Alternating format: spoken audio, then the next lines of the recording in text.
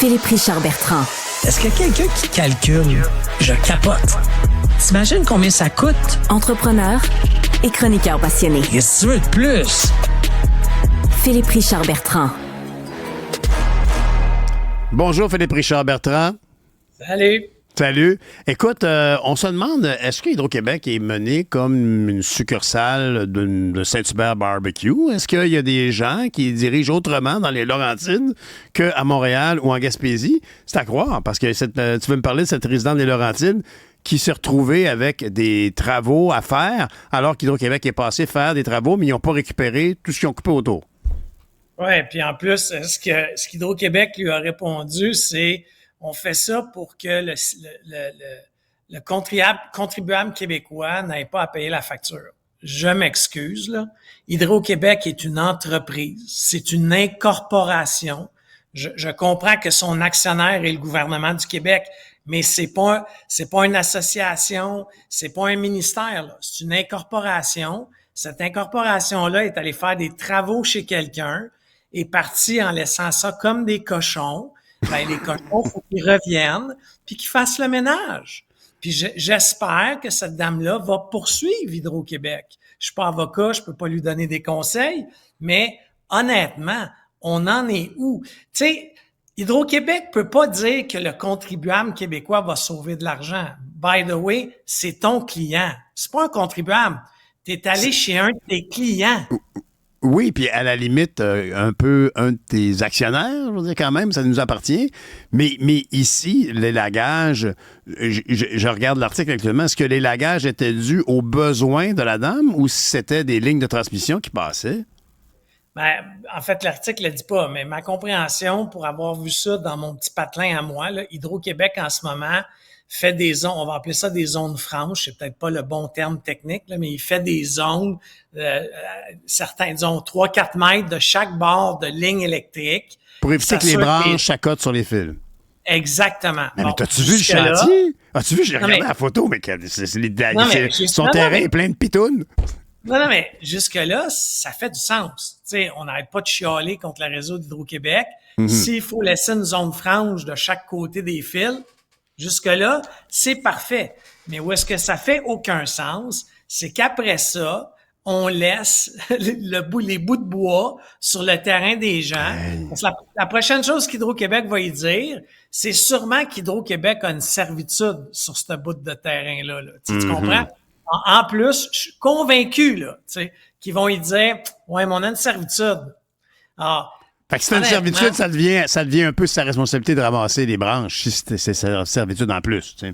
Mais tu comprends, à certains égards, Hydro-Québec s'est rendu comme une compagnie d'assurance. Ça a été démontré dans plusieurs films américains à succès. Là. Une compagnie d'assurance, tu fais une réclamation, là, la première chose qu'ils disent, c'est non.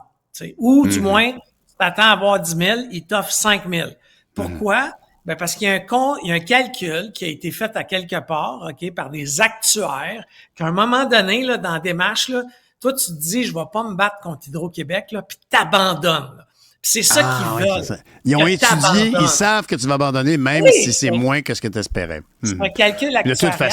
De toute façon, ils t'attendent à l'autre bout. Tu as fait une réclamation, oh boy, ta prime d'assurance, elle va monter par contre. Hein? Moi, j'ai entendu souvent. Fois, là, c'est pas un bris, là, c'est des gens qui sont venus faire des travaux sur ton terrain. OK, cette compagnie-là s'appelle Hydro-Québec. C'est une incorporation, là. Elle a à respecter des lois.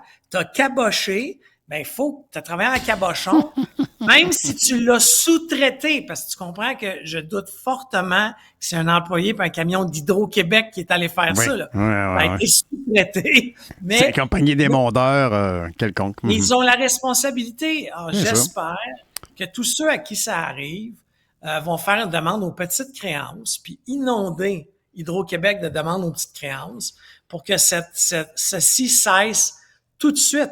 Et s'il vous plaît, Hydro-Québec, ne vous cachez pas en arrière du fait que le contributeur québécois, vous êtes une entreprise, ce sont vos clients. Vous êtes allé chez un de vos clients qui paye un service et vous avez saccagé son terrain. Il faut le réparer. Mais puis dans ce cas-ci, en plus, là, saccager est un terme très doux parce que quand tu regardes ça, tu as l'impression qu'il y a des rechos qui a passé sur son terrain à madame. Il y a à peu près, je sais pas, moi, dans la photo, il y a à peu près 20 arbres, très gros, des troncs d'un pied, de 10 pouces. Non, mais, Alors, ça a plus une valeur, ça. Tu mets la photo sans détail, tu penses qu'il y a eu une tornade. Oui, c'est ça. C'est le feeling que ça donne. Tu sais, honnêtement, je peux pas croire. J'espère qu'il y a quelqu'un aux relations publiques d'Hydro-Québec qui va amener ça directement sur le bureau de M. Sebia, puis qui va juste dire, c'est sûr, il y a du monde intelligent chez Hydro-Québec. Il y a bien du monde qui va se dire que ça n'a pas de bon sens, puis juste avec une photo, dire, est-ce que c'est normal qu'on quitte chez un client comme ça? Ça n'a aucun sens. Ça s'arrête là. Il n'y a Absolument. pas de discussion à avoir. Là. C'est vrai, effectivement. Tu voulais me parler de coupures qui t'inquiètent, des coupures dans des entreprises qui ont le vent dans les voiles, à mon sens. CAE, ça va bien quand même. Oui, c'est ça. Ouais. Ça va bien dans certains domaines de CAE. Tu sais, CAE a plusieurs tentacules. Oui, médical, militaire et les simulateurs de vol, essentiellement, il me semble. Exactement. Donc, il y a des endroits que ça va bien, il y a des endroits que ça va moins bien. Mais en fait, en ce moment, il y a des licenciements un peu partout, là. CAE, AgroPur, tu sais, on est dans... Mais en fait, ce qui est bizarre là-dedans, c'est que hier, on se parlait que l'économie canadienne, OK, se redresse. Il y a une publication pas plus tard que ce matin de Desjardins qui a un indice très intéressant, là, qui est comme un indice de comment vont l'économie canadienne québécoise. Et l'indice dit aussi que l'économie est en train de se redresser. Mais malgré ça, oui, mais ça se redresse pourquoi? Parce qu'on coupe. Tu sais, il y a deux façons d'être plus profitable dans la vie, là. Il y en a pas 400, là. OK? Tu augmentes tes prix. OK? Puis tu coupes. Okay? Tes coûts de production. Tu coupes tes coûts de production. Puis généralement, dans une entreprise, la masse salariale, les salaires, c'est la plus grosse partie de tes coûts. OK? Mais là, tu as tu sais, t'as plein de compagnies, prenons, disons, je vais les nommer parce que je les aime pas beaucoup, là, mais prenons les épiciers. Les épiciers. OK? Eux, ils ont augmenté leurs coûts. OK? Et ils ont diminué aussi leurs coûts, mais ils n'ont pas diminué la facture aux clients. Ce qui a fait en sorte que les présidents de toutes ces bannières-là se sont versés des bonus. Ils ont augmenté leur prix, diminué leurs coûts, en plus. Et ils ont dit, bien entendu, c'est l'inflation. Non. Quand tu regardes les états financiers, la beauté, c'est que ces compagnies-là sont publiques. Mais ce que je comprends pas, c'est que je veux pas les traiter de menteurs, là, mais tu sais, quand tu regardes les états financiers, tu vois très, très clairement, là, OK, ils ont pas diminué le prix pour le consommateur, mais ils ont réussi à passer la facture à leurs producteurs. Donc, la hausse des coûts est mise dans la gorge du consommateur puis de ceux qui leur fournissent en plus.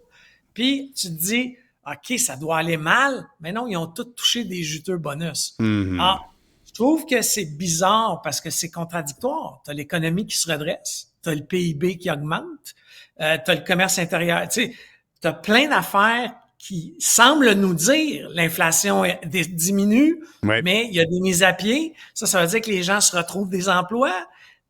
Tout ça est bien bizarre. Mais j'ai l'impression que quand un enjeu est immense, il y a toutes sortes de manières de prendre le pouls, d'essayer de mesurer l'ampleur de l'événement. Puis comme c'est immense, ben peut-être que tu n'as pas mis le thermomètre à la bonne place. Tu sais pas si ta viande est cuite, tu n'as pas mis à la bonne place. Tu me parles régulièrement qu'il y a beaucoup de coupures de postes, que la pénurie de main-d'œuvre est terminée. Et pourtant, on lisait dans le journal ce matin qu'à Drummondville, ils sont bien fiers d'un processus qu'ils ont réussi à obtenir de plus en plus de gens qui arrivent d'ailleurs pour remplir la pénurie de main-d'œuvre. On dirait qu'il y a comme un décalage dans tout ça. C'est difficile d'évaluer, mais encore une fois, comme je disais à Mme Setlacoué tout à l'heure, on parlait des coûts effarants qu'on doit injecter dans la SAAQ, on dirait que les politiciens sont en vacances là, depuis un bon bout de temps. Là, on aimerait ça que ça réagisse. Oui, ben en fait, vacances, tout en s'étant octroyé des augmentations de salaire extraordinaires, du jamais vu dans l'industrie privée. Là. Dans le privé, puis arrêtez de me dire, messieurs les politiciens et politiciennes, que oui, vous vouliez faire un rattrapage avec le gouvernement fédéral à 11 milliards de dollars de péréquation et à 7,5 milliards de déficit. Vous pouvez pas jouer cette carte-là. Vous êtes des mauvais gestionnaires. OK? Parce que sinon, on serait du moins à l'équilibre, peut-être au surplus. Pour revenir à ce que tu as dit, j'ai écouté ton entrevue, puis moi, ça me fait halluciner parce que tu comprends que ça soit la SAAQ ou que ça soit le ministère de la Santé, là. Prenons le dossier patient, parce qu'un dossier patient à la SAAQ, qui est pas un patient, qui est un client, mais c'est la même chose, tu comprends? Tu as un permis de conduire, tu as des véhicules, puis dans l'autre, ben, tu es un patient, puis tu as des maladies. Tu as des maladies, puis tu as des diagnostics. T'sais, honnêtement, ça se ressemble. Il y a des entreprises privées là qui ont des systèmes dernier cri, fine pointe de la technologie et qui font 20 000 consultations par année. Là. 20 000 consultations là, pour une clinique privée au Québec, c'est beaucoup de monde. Là. Je suis d'accord que c'est pas le système de la santé au complet, mais si on est capable de le faire au privé, tu comprends que le privé, là, la clinique privée, elle a pas des milliards de dollars. Elle peut pas se tromper. Elle peut pas donner un énième contrat à IBM puis qu'IBM se pète la gueule la 10e fois, là, plus tard, puis qui est en dépassement de coûts. T'as-tu l'impression qu'on a choisi le mauvais logiciel? Parce que, entre toi et moi, Éric Kerr, je comprends que c'est pas mon meilleur, je suis d'accord, mais quand même, c'est pas lui qui fait du codage dans l'ordinateur. Il y a un logiciel qui a été choisi, une firme qui a été choisie, puis on a l'impression qu'il y a comme un bug. Là. Moi, je vois ça un peu comme le système Phoenix. Là. C'est buggé. Puis là, on n'arrête pas de pitcher de l'argent dedans, puis ça bougera pas. Je vais te le résumer tel quel. Okay? Le gouvernement du Québec se lève un matin, il y a un système qui fonctionne pas. Elle va monter un comité. Okay? Le comité va prendre 1 an pour se rencontrer, des petits verres de vin, des petits hors d'œuvre, puis on discute de la situation. En 1 an, by the way, là, le roulement des technologies, là, avec les avancées en ce moment, là, il y a une nouvelle technologie aux 6 mois. Donc, il y a 1 an, tu es déjà en retard avec les problématiques qu'on vit, parce qu'il y a 1 an trop tard. Puis là, tu vas faire un appel d'offres. Là, ça va prendre 18 mois. Là, tu es 2 ans et demi plus tard. Puis là, tu vas commencer à programmer un système propriétaire, ce qui veut dire que tu vas dire au fournisseur, je veux qu'il m'appartienne. Oui, je garde les données, puis tout ça, je veux pas que tu t'ingères là-dedans. Je veux pas utiliser les avancées technologiques. Là. Tu vas pitonner le code de la ligne 1 à la ligne 1 milliard interne pour qu'il m'appartienne. Mais là, tu es 6 ans plus tard. Puis là, tu lances. Non, mais c'est ça, là. Moi, j'ai fait 2 audits dans ma carrière dans les ministères, j'en pleurais, OK? T'es 6 ans plus tard. Mais là, 6 ans plus tard, il y a eu au minimum 12 renouvellements de technologie. Parce que c'est aux 6 mois. Ça peut pas fonctionner. Ça peut pas fonctionner. Philippe Richard Bertrand, va falloir que tu sortes de ton bureau puis que tu fasses la politique. Non, jamais. Pense-y. On s'en reparle demain. Jamais. Je te le dis. Rappelle-toi que je t'ai dit ça aujourd'hui. Jamais. J'ai vu la vie que ces gens-là ont. Je l'ai vu de proche. Mon père était là-dedans. Même pas élu, là. Et jamais je vais faire ça. Par contre, tu sais, j'aime conseiller les gens. Tu t'offres pour conseiller. Gratuitement. Mais c'est faut ça que qu'on ça fait. arrête parce qu'on n'a pas d'argent au Québec pour faire ça. On se reparle pour demain. Faire des erreurs. Pour faire des projets, oui, mais pas pour faire des erreurs. Bien sûr. Merci beaucoup, Philippe Richard Bertrand. Allez, y a-tu quelqu'un qui calcule? Toi, oui. Salut. Bye. Salut, bye.